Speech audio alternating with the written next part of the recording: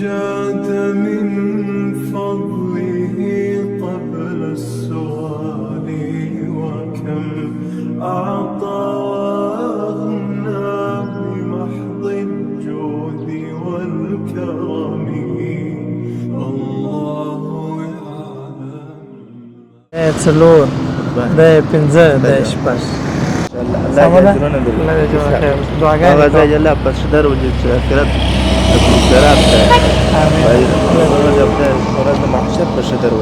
بسم الله الرحمن الرحیم. السلام علیکم ورحمۃ الله وبرکاته. دوستانو ستړي مسئ په دې هیله چې جوړ روغ خوشحاله به یاست. رب العزت جل جلاله مو آباد سوکاله او خوشحاله ولره.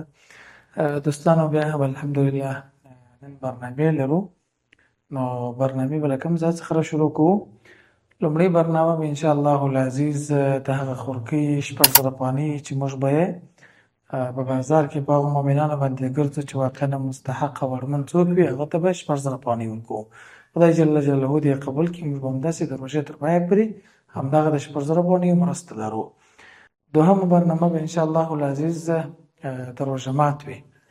په روژه مات کې موږ هم یادونه کړې وه چې د رفیع الله صاحب د روژه مات مرسته د حلیمې مور تقریبا د 150 څخه بیا تر 160 کسانو پورې موږ د روژه مات ترتیب لرو.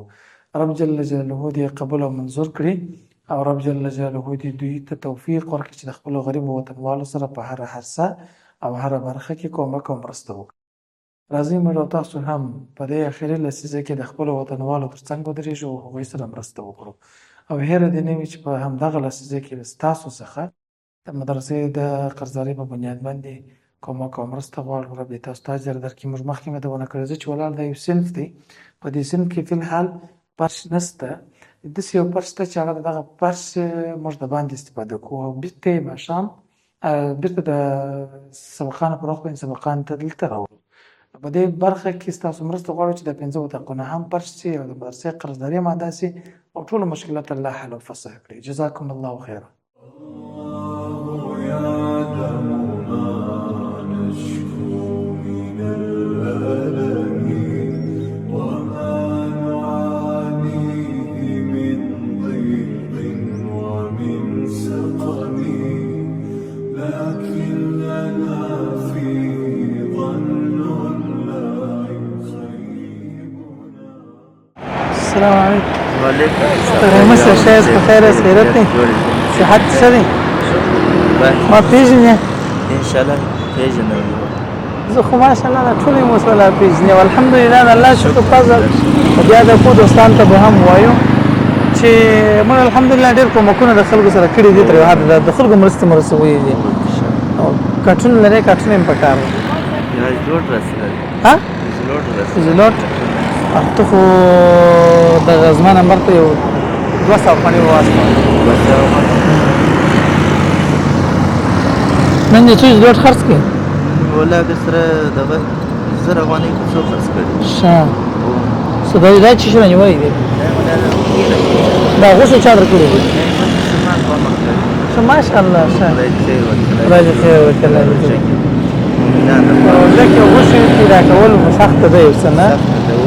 دا اوس دا مسلمان کومک کړي. خدای دې خیر ورکړي. څو وخت کېږي کور ته مؤمنان دي خامخا بدلو لکه مې کور په کرایه نیولی دی اوس. ښه. او که بیا هم چېرې ته نیمه خو ته راسره ځې میا مشر زوی مې د 50 کالو دی. 3 بچیان مې شو ټول دي ما دا خواري اختر مخه مدرسې په استاذي اخته هم هغه اوس ترتیب نه برابر شوی کړ. د کوټو کې ځای نه پیدا کېږي. وایي ته معذور یې په دا معذورت په خاطر نو په دغه اثر باندې بس الله پاک اوس بس دغه راته مقرر کړي دا اوس بس خدای پاک یو روزي راکړې ده نه چې څوک الله مهربانه کړي. خدای په خپل رحم وکړي ودرېږي. څه چې زما روزي الله پاک حواله کړې ده هغه د الله یې تقسیم نه. اوس اختر دې کالي کړي دي که نه؟ حقیقت مسلمان دغه هم په الله جوړه راکړي. ما هم جوړ کړي والله کړي چې کته خدای کور ته پراته دي او سبا راوړه خو زه بېرته اولادونه لیکلي دي یا هغه ته مولا کړي چې کته مولا که بازار ته دا جوړ ما سره مسلمان کومک کړي دي په کور را جمع کړي. بیا زه راولاړې د مسلمان سره بیا زه حساب ورته وکړه. ګوره دا یې 1000 دا یې 2 دا یې 3 دا یې 4 دا یې 5 دا یې 6 دا مرسته یې فورکې کړې وه بله ما ترې راستولې وې پیسې ما تا ته راوړلې په دعاګانو کې دې کې د اختر کالي ځان ته کالي ټول ته دوستا خپل ګرد فامیل د ښه اختر جوړ کړه خیر انشاءالله الله دې اجرونه درکړي. الله دې جوړ خیر هغه دعاګانې ځای الله په څه درولي چې آخرت د خسرات دی. آمین ورځ د محشر په ښه درولي. موږ خو یوازې د سترګو کاله پیسه هر چا ته سړی د زړه حال نه شي ویلی. دغه د کرې د کور غم دا اوس ما د کرې کوره رسېدلې ده. د کرې غم دی مثال ما ته کمې خوا کړی دا مسلمان څه اوس ما پور کړي سمې کارت پرې خرڅ کړی دی او د ورسه پوښتنه یې وکړه چې ما در باندې خرڅ کړي که یا سیم کارت ته خرڅ کړه ونه خو مجبوره یم څو پیسې دې خرڅ کړه سیم کارت 800 افغانۍ خرڅ کړي. کرې به څو وه کرې 2000 افغانۍ. اوس خو د خیر الله جل جلاله پیدا کړی وه که یې ژاړه مه رب جل جلاله داسې ذات دی ګوره ګوره رب داسې ذات دی دا ځواني وکړه د کور د یو وخت خو نه ځای ما ته راپیدا کړه کیسه تا ته په ورځ آخرت الله جنت کړکۍ لري. الله جل جلاله مهربان زه به څوک دوستان ته وایم چې راځئ په روژه کې دلته کور رانیسئ الله نو نه هغه په خدای خوشحالۍ خدای ته خو اسانه ده وه سره د ژوند خدای په امان السلام علیکم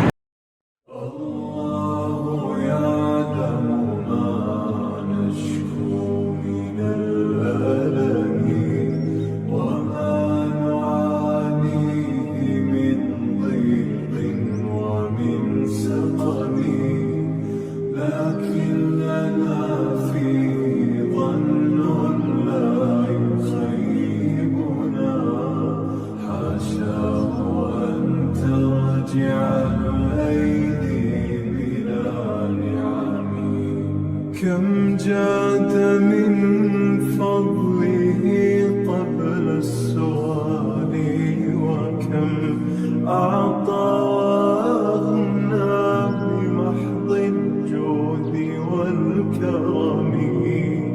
الله يعلم ما نشكو من الألم وما نعانيه من ضيق ومن سقم.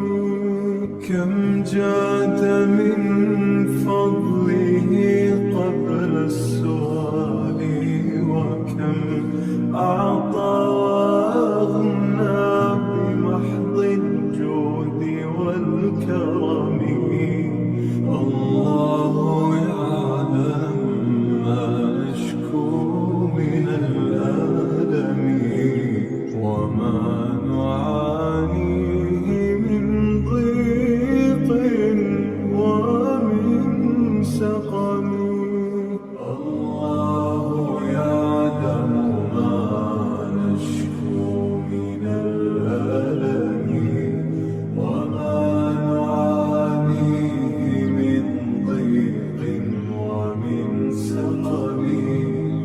لكن لنا فيه ظن لا يخيبنا حاشاه أن ترجع الأيدي بلا نعم.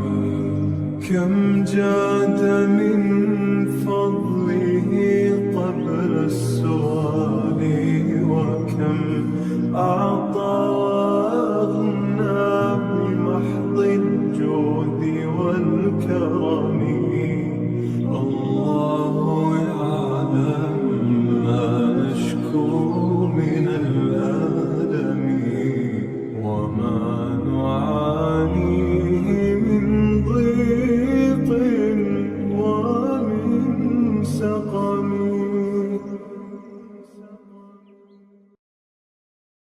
الله يعلم ما نشكو من الألم وما نعانيه من ضيق ومن سقم. لكن لنا فيه ظن لا يخيبنا حاشاه أن ترجع الأيدي بلا نعم. كم جاد من فضله قبل السؤال وكم أعطى وأغنى بمحض الجود